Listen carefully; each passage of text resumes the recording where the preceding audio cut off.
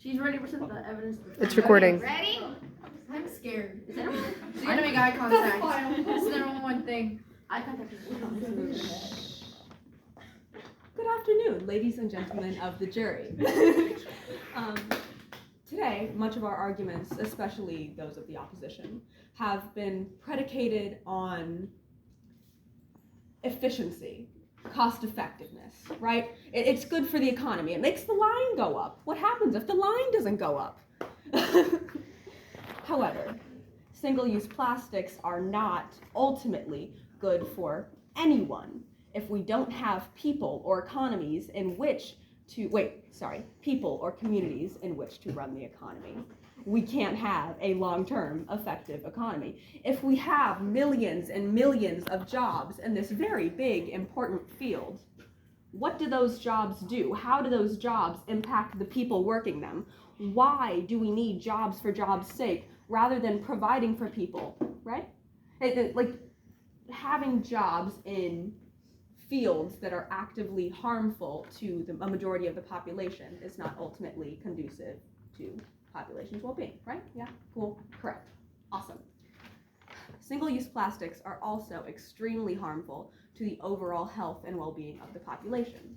While numerous people have mentioned that they can be useful in things like medical implementations and in the transportation of needed resources like drinking water, they are also extremely harmful in the long-term health and well-being of people in those communities, right? The microplastics that come from the institution and mass use of these plastics can go into human embryos. They can go into our food systems, our water, our agriculture.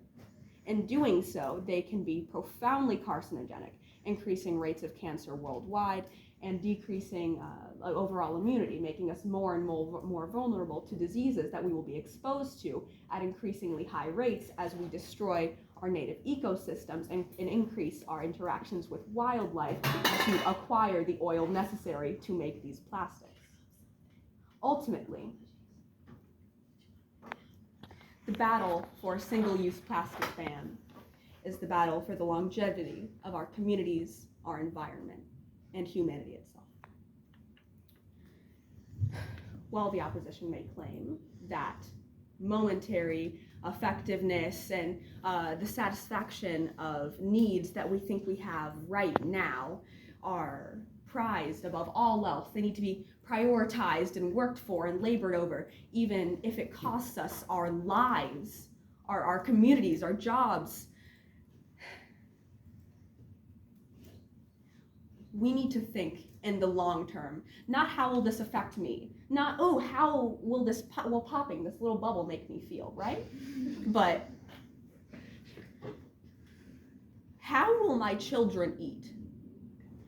How will other people's communities and their languages and their livelihoods, how will they survive?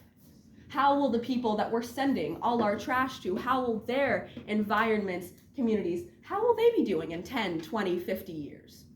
How much blame are you willing to accept when, later on, we're faced with the massive environmental and sociological consequences of our actions?